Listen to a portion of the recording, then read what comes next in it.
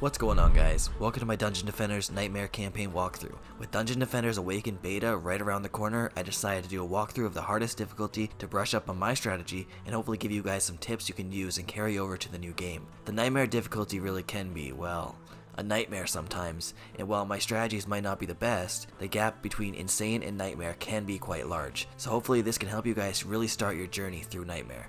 Without further ado, let's get straight into it.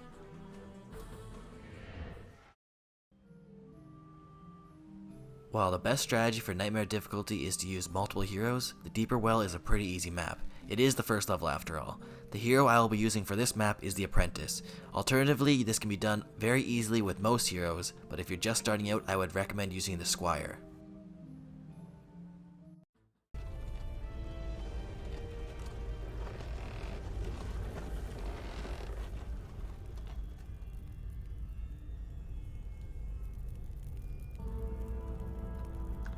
So welcome to the first level in the map, in the campaign, sorry. This is the first level called the Deeper Well. It is one of the easiest maps in the game, though it can be challenging for some players who are just getting into Nightmare. Because mana is so limited, it is the exact reason why I chose the Apprentice. The Apprentice has the Magic Missile Tower, which is very, very cheap. It's only 40 mana, as well as only 3 defense units, which is why I think the Apprentice is the best character to solo the Deeper Well on Nightmare. With this setup, you can defend your towers from the spiders, so spiders can't kill your towers, as well as defend all of the routes the enemies will walk down. And especially with these towers behind the water wheels, you will be able to defend everything that walks past. They won't target your towers, and they will defend, like I said, the spiders. This is the setup for Wave 1. Wave 1 is very simple. There is one Ogre though, so if you are lacking in tower stats, you do want to have a DPS character. You can get away with this map very, very low stats. 300 stats will kill everything in the map. You don't need more than that. Though, if you do struggle with the Ogre, I do recommend picking up mana on the first wave so you can summon a Fireball.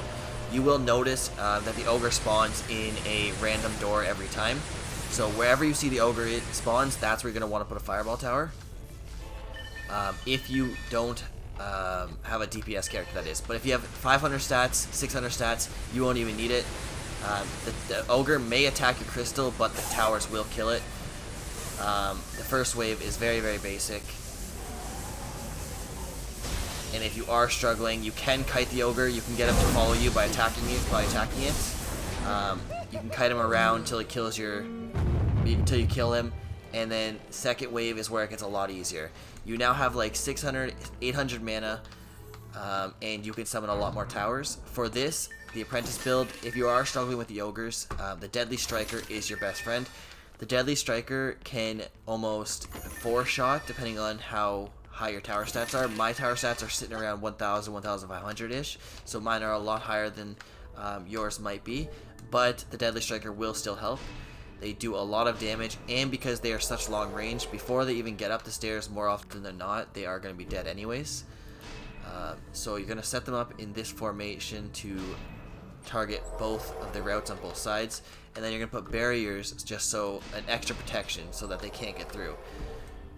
It is recommended that you use Fireball Towers after that. You can use a combination of Magic Missiles or the Electric Tower, but with the Fireballs being AoE, and they attack pretty quickly, they are the most recommended tower.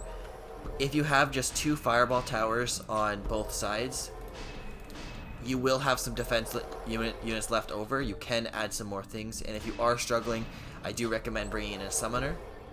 But with this build, around 500 stats, not like even less than that, you will be able to have no problems with this map. Wave 2 does introduce the Sharkin, and it does introduce the Djinn, but with the Deadly Strikers, as soon as the Sharkin spawns, it's going to die. So there's a Sharkin there, and it's already dead.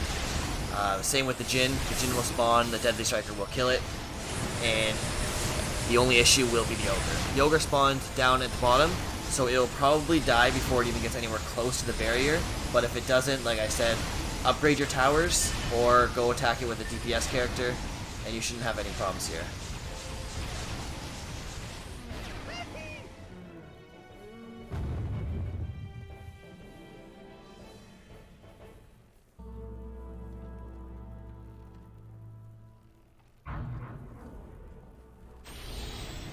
Now, for those who are just starting out in the Nightmare difficulty, you probably don't have very many mythical items, or if any at all.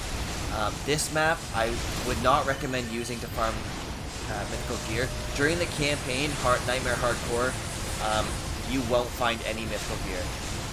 That being said, during survival mode on this map, you can find mythical gear. It is very, very unlikely, so this probably isn't a map you're going to look for to farm. The later Nightmare Hardcore maps will give you some starter gear, and I will show you guys exactly what maps to play.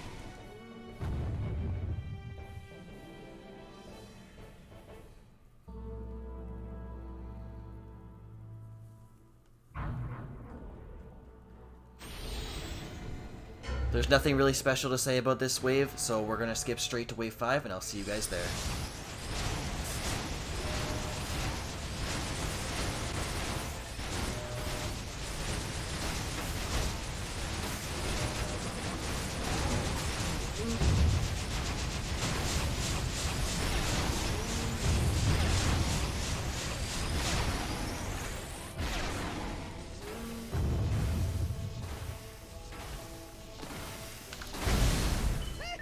That was a bad placement, I guess.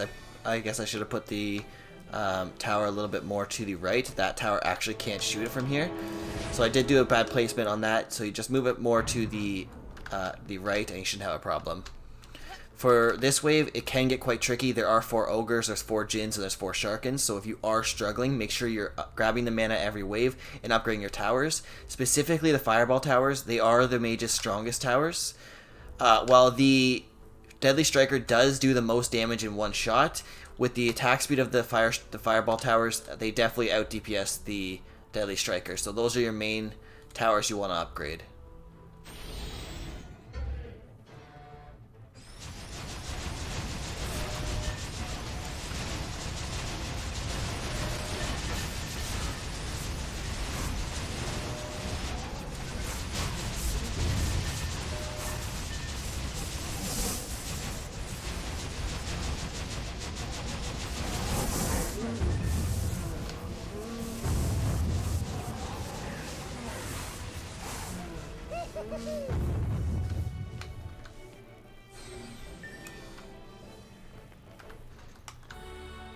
And just like that, guys, Deeper Well is completed.